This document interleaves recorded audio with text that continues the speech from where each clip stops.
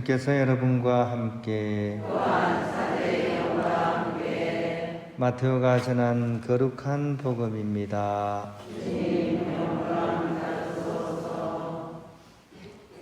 그때 예수님께서 제자들에게 말씀하셨다. 너희는 사람들에게 보이려고 그들 앞에서 의로운 일을 하지 않도록 조심하여라. 그러지 않으면 하늘에 계신 너희 아버지에게서 상을 받지 못한다. 그러므로 내가 자선을 베풀 때에는 위선자들이 사람들에게 칭찬을 받으려고 회당과 거리에서 하듯이 스스로 나팔을 불지 마라. 내가 진실로 너희에게 말한다. 그들은 자기들이 받을 상을 이미 받았다. 내가 자선을 베풀 때에는 오른손이 하는 일을 왼손이 모르게 하여라. 그렇게 하여 내 자선을 숨겨두어라. 그러면 숨은 일도 보시는 내 아버지께서 너에게 갚아주실 것이다. 너희는 기도할 때 위선자들처럼 해서는 안 된다. 그들은 사람들에게 드러내 보이려고 회당과 한길 모퉁이에 서서 기도하기를 좋아한다.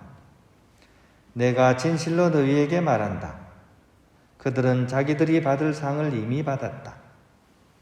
너는 기도할 때 골방에 들어가 문을 닫은 다음 숨어 계신 내 아버지께 기도하여라.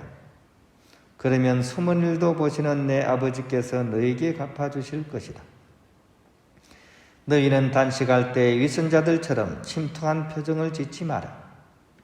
그들이 단식한다는 것을 사람들에게 드러내 보이려고 얼굴을 찌푸린다. 내가 진실로 너희에게 말한다. 그들은 자기들이 받을 상을 이미 받았다. 너는 단식할 때 머리에 기름을 바르고 얼굴을 씻어라. 그리하여 내가 단식한다는 것을 사람들에게 드러내 보이지 말고 숨어 계신 내 아버지께 보여라. 그러면 숨은 일도 보시는 내 아버지께서 너에게 갚아주실 것이다. 주님의 말씀입니다. 평화를 빕니다. 오랜만에 비가 촉촉이 오니까 참 이렇게 좋은 것 같습니다. 지금 가뭄 끝에 담비라고 하듯이 이렇게 우리의 메마른 것을 이렇게 채워주는 것 같아서 이렇게 적셔주는 것 같아서 참 좋은 것 같습니다. 오른손이 하는 일을 왼손이 모르게 하라고 이제 오늘 복음에 나오죠, 그죠? 하도 많아가지고 어느 것을 포인트를 맞춰야 될지 모르는데 저한테 제일 와닿은 것은 오른손이 하는 일을 왼손이 모르게 하라. 어떻습니까? 오른손이 하는 일을 왼손이 모를까요? 안 그러면 반대로 왼손이 하는 일을 오른손이 모를까요? 그게 가능할까요? 대부분 도리도리 하시네요. 네. 그럼 왜 복음에 이런 말씀이 있을까요? 저는 가능할 수 있다고 생각합니다. 제 얘기를 들어보시면 조금 이해가 되실지 모르겠습니다. 20대 아마 초반쯤에 제가 이렇게 겪은 일입니다. 우연히 길을 가다가 별로 친하지는 않았지만 얼굴은 알고 있는 고등학교 동창을 만났어요. 얘는 흔히 하는 얘기로 좀 노는 아이였습니다. 막 끌렁끌렁하게 하고 이제 주먹질하고 이제 약간 그런 친구였는데 친하지는 않았거든요. 근데 우연히 길 가다가 이제 저를 보더니만 되게 반갑게 이렇게 막 인사를 하고 이렇게 막 그러면서 술 한잔 하자 그러더라고요.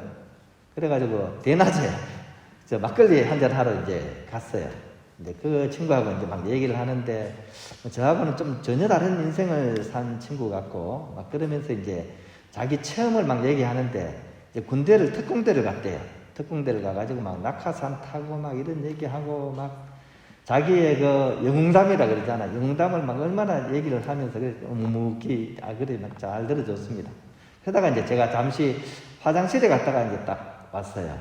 그러고 나서 이제 나가면서 내가 계산할게 하면서 이제 제가 이제 음식값하고 이런 거 계산하고 이제 헤어졌어요.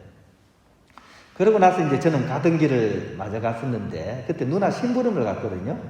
누나가 적금을 넣고 있었는데 은행 갈 시간이 없어서 저한테 적금을 좀 넣어달라고 이제 부탁을 한 거죠. 그래가지고 이제 은행에 가가지고 적금을 내려고 이제 가방을 떡 열었더니만 돈이 하나도 없는 거예요. 셉이 간 거예요. 온갖 자랑을 막 늘어놓더니만 결국은 그 못된 녀석이 그냥 훔쳐간 거예요. 참 난처한 상황이 돼버렸습니다. 누나가 막 소중하게 넣는 그 적금을 제가 못 넣게 됐으니까 참 안절부절하고, 그래서 막 어떻게 돈을 구하나 막 이렇게 고민하다가 우연히 친구한테 얘기를 했는데, 친구 중에 영호라는 친구가 있었어요. 그래서 영호한테 그 얘기를 했더니만 영호가 지갑을 탁 털고 또 딴 데 가서 돈을 구해가지고 그 적금을 넣을 돈을 만들어서 저를 도와줬습니다. 얼마나 고맙던지, 그죠? 그러고 나서 오랜 세월이 지났습니다. 우연히 이제 영호를 만나서 얘기하다가 그런 비슷한 얘기를 했어요. 네가 옛날에 나 도와줬다 이런 거 이렇게 얘기하니까 본인이 어떻게 해요? 모르더라고요. 내가 그런 일을 했던가? 맞죠? 오른손이 한 일을 왼손이 모르잖아요. 왼손이 한 일을 오른손이 모릅니다. 왜냐하면 선량한 사람은 본인이 선한 일을 한 기억이 별로 없습니다. 특별히 기억이 없어요. 왜냐? 늘 자주 하니까. 기억이 또렷이 나는 사람은 어쩌다가 하는 사람, 어쩌다가 선한 일 하는 사람은 그 또렷이 기억이 납니다. 그래서 복음서에 보면 최후의 심판 때 주님께서 묻잖아요. 사람들을 이렇게 가려놓고 너는 내가 힘들고 어려울 때, 목마를 때 물 주었고 배고플 때 먹을 걸 주었고 적금 셉에 갔을 때 채워주었다. 그러면 대답할 거 아니에요. 저희가 언제 주님께 그런 일을 해드렸습니까? 하고 얘기를 한다는 거죠. 이들의 선한 뜻과 행위는 한두 번이 아니라 그게 습관이 되어버렸고 마침내 그게 그 사람의 본성이 되어버린 겁니다. 이게 영성신학에서는 이렇게 얘기합니다. 우리가 하나의 선한 행위를 하면 선이 막 쌓이면 그게 덕이 됩니다. 덕. 우리 덕이 높은 사람 이런 얘기하죠. 덕이 높은 사람. 선이 쌓이면 덕이 되는 거죠. 그리고 이 덕은 결국 그 사람의 가장 깊은 본성이 되어버립니다. 그래서 그 본성이 되면 그들의 행동은 뭐 상을 바라거나 대가를 생각해서 그 행동을 하는 것이 아닙니다. 그냥 자동적으로 그걸 하게 되는 거죠. 그래서 본인이 의식을 못한 채 자연스럽게 그런 선한 행위가 이어져 가는 겁니다. 이처럼 자기도 모를 정도로 덕이 몸에 밴 상태를 우리 천주교 용어로는 성덕이라고 얘기합니다. 성덕, 거룩한 덕 이렇게 얘기합니다. 동양에서는 이거를 이제 공자님이 주로 얘기하셨던 거죠. 덕의 마지막 단계. 공자님이 얘기했잖아요, 그죠? 처음에 이제 약관의 나이 뭐 이렇게 하고 그다음에 입지 뜻을 먼저 세우고 그 다음에 이제 불혹의 나이, 그죠? 유혹이 와도 거기 흔들리지 않는, 그 다음 지천명 50대면, 그죠? 하늘의 뜻을 어느 정도 알게 되는. 그러다가 60을 먹으면 어떻게 됩니까? 누가 무슨 소리를 해도 귀에 그렇게 거슬리게 들리지 않는 이순, 귀가 순해지는. 그리고 맨 마지막 본인 당신에게 70을 먹으니까 종심소욕 불유구 정도가 되더라. 종심소욕, 내가 하고자 하는 바를 이렇게 하더라도 불유구, 그러니까 구자는 법도 구자고 유자는 이렇게 넘을 유자입니다. 법도를 넘지 않는다 이런 얘기예요. 내가 하려고 뭐를 해도 그게 어떤 정해진 법도를 넘어서지 않는다. 자연스럽게 물과 같이 그렇게 된다 이런 얘기를 하는 거죠. 이게 이제 성덕의 상태와 일치하는 거죠. 성인들이 뭡니까? 하는 일마다 어떻게 거룩하니까 성인인 거 아니겠습니까? 여러분의 소득 생활은 지금 어디쯤 와 있습니까? 2순 정도 되셨습니까? 누가 무슨 얘기를 해도 귀가 좀 부드러워집니까? 좀 어렵나요? 조금 더 앞으로 갈까요? 지천명 하느님의 뜻을 좀 알 수 있겠습니까?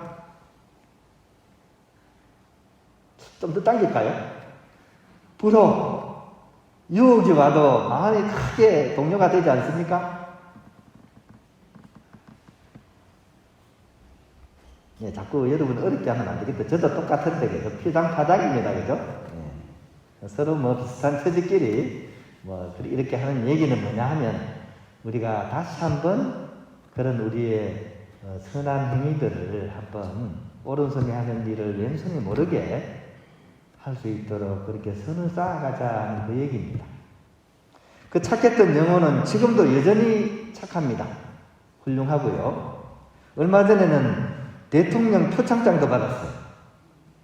막 이렇게 보이지 않는 데서 막 선한 일을 많이 한 것 같아요. 중독 재활학과 교수로 있는데 그걸 통해 가지고 어려운 사람들 많이 도와준 것 같아요. 그러니까 이제 대통령이 표창장도 막 주고, 그죠? 누나 적금 세린 놈은요? 글쎄 어찌답니다. 글쎄 별로 알고 싶지도 않고 이름도 까먹어버렸어요. 오른손 왼손이 있죠, 그죠?